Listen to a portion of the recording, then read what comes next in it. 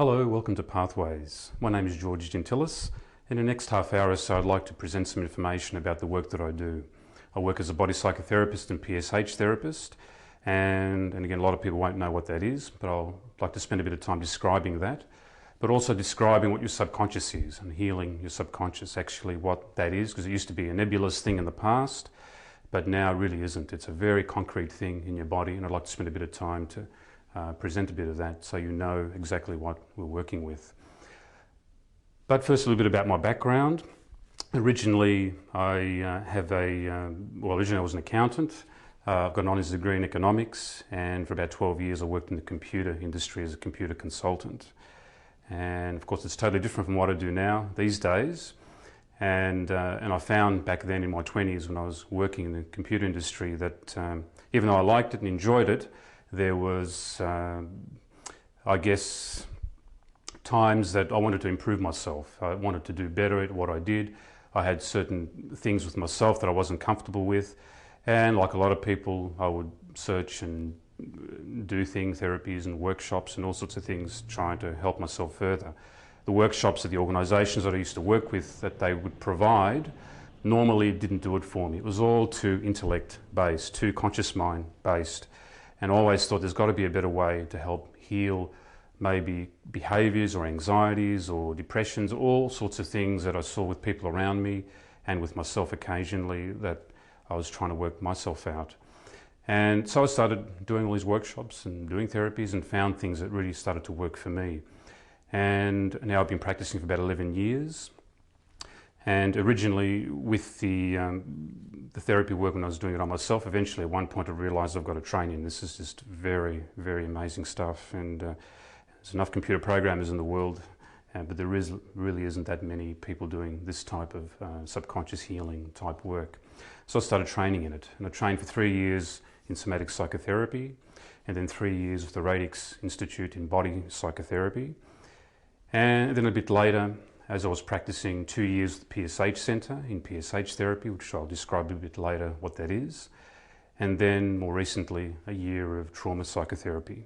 And one of the things I found with working with people over the years, hundreds of people I've worked with, is that one of the major things when people come in, say the lack of confidence or a bit depressed or anxious or nervous or panic attacks, underlying for work with people long enough, there's always some major trauma there. Either a developmental issue that happened when they were young in the environment they grew up in and in school they grew up in, or some major life-threatening event that was traumatic that just basically jolted the nervous system, and the nervous system never recovered. Well, we can recover that now, we can heal it, it is possible, and I'd like to explain how I work with it and how I combine all this work that I've trained in over the years. So what I'd like to do now is present a bit of information about what your subconscious actually is. And I think it's very important to know this, and I think everyone this should be taught in schools, really. But again, we know it now, and everyone can learn about it. Basically, we have 3 brains in our head. Physically, in your head, you have 3 brains.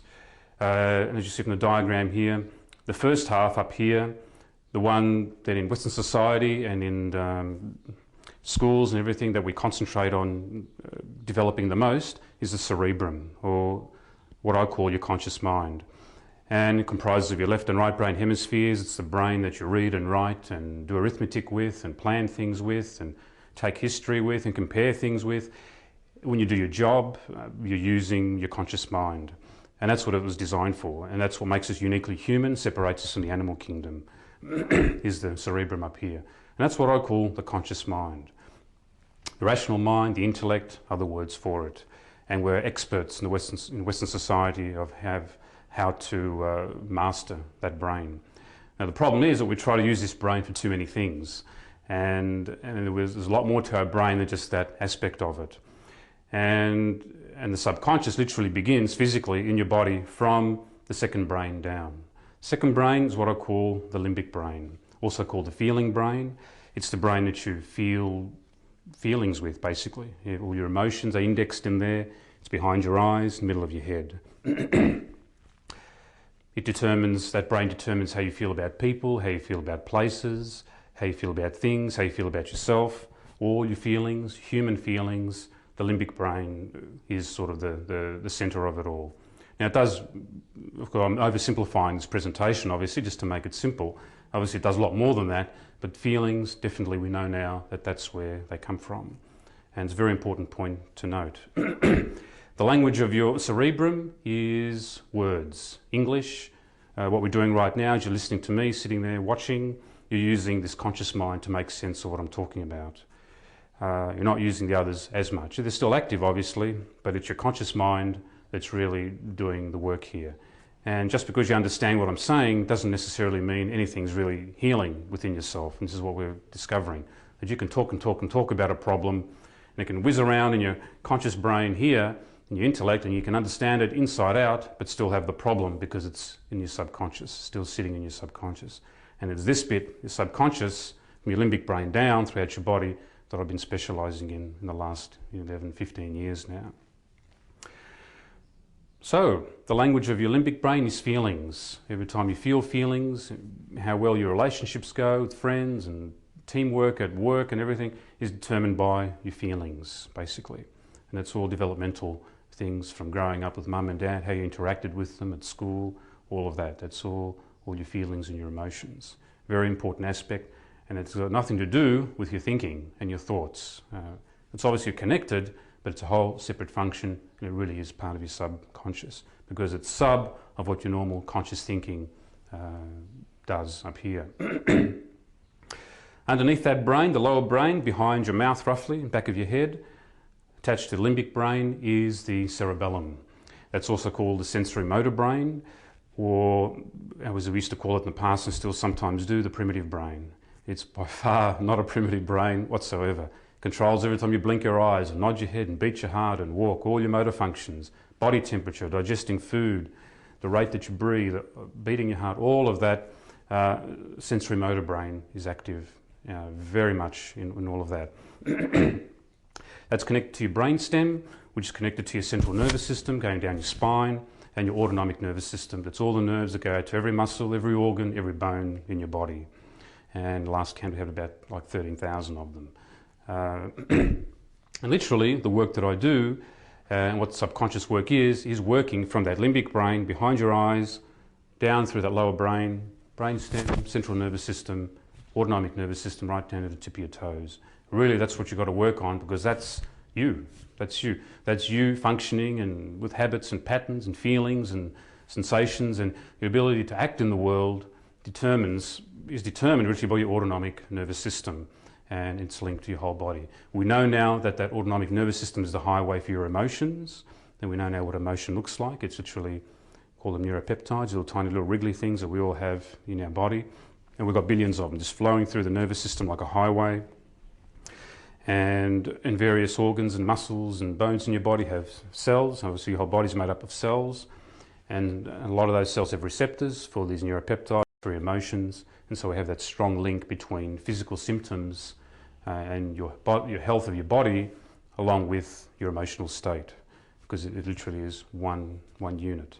And so emotions aren't this nebulous thing anymore, they're actually physically in your body flowing. And normally we feel them as waves and twitches and pressures and queasiness sometimes in your belly, all sorts of little sensations that tells you something is shifting in there at the cerebellum level, and when the feelings attached with it, an emotional level as well. And that's all subconscious, and it's really what you need to work with. If you want to fully complete something, maybe more fulfilled in your life, you really need to work with your whole body, not just the intellect sitting there talking. The intellect can help to a degree, but a lot of times, and a lot of the people that I see have been to counsellors for years and psychologists for years, psychiatrists for years, been on drugs. Drugs, literally what they do is suppress the nervous system's response. It's not healing in a lot of cases, it's just coping. What you really need to do is find ways to help this nervous system complete what it's trying to do. Complete the feelings that never happened, complete the movement that never happened when it got stuck in the past, when a trauma happened, or a developmental issue with mum or dad or friends or school, just something wasn't allowed to be expressed.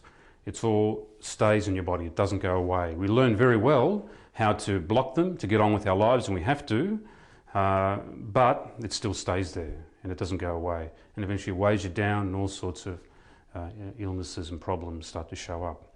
So some of the things that show up for the limbic brain for feeling brain problems. And as you'll see here on the slide, these are very much at a feeling and emotional level problem, a developmental issue, something that happened with mum or dad or at school, where things you couldn't fully express your humanness and something blocked, and then you had these problems show up. And as you'll see, they're relationship problems, shyness, depression, reactive anger. If you're too introverted or too extroverted, migraines, very common, weight problems, lack of confidence. The biggest ones there's probably relationship issues, and lack of confidence normally shows up when there's an emotional feeling, limbic brain part and along with your whole nervous system that never got expressed, never got released, never got to fully mature. So emotional maturity is basically what the limbic brain controls. And they're the types of problems we normally get there. The types of problems with the cerebellum, sensory motor brain, very different, very different. And we'll just cover some of those.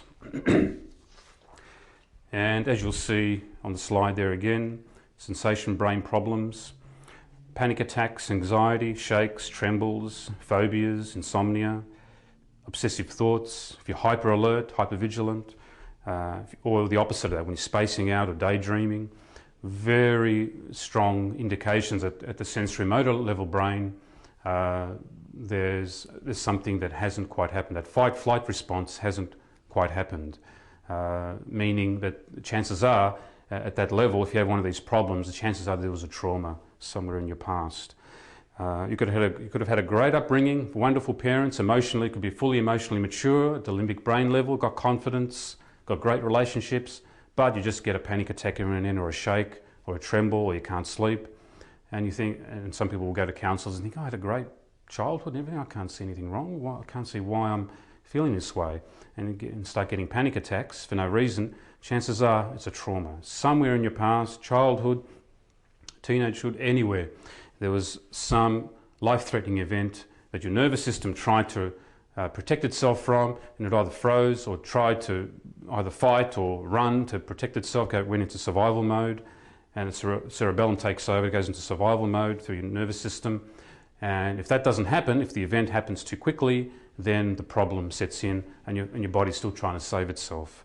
And so you get panic attacks and anxiety and distresses, and your body never feels quite comfortable after the trauma. Well, now we can work with that. Now we can work with that full body response and help release it rather than drug it out and numb it out like you may with psychiatrists sometimes. And again, sometimes there is a place for that, definitely.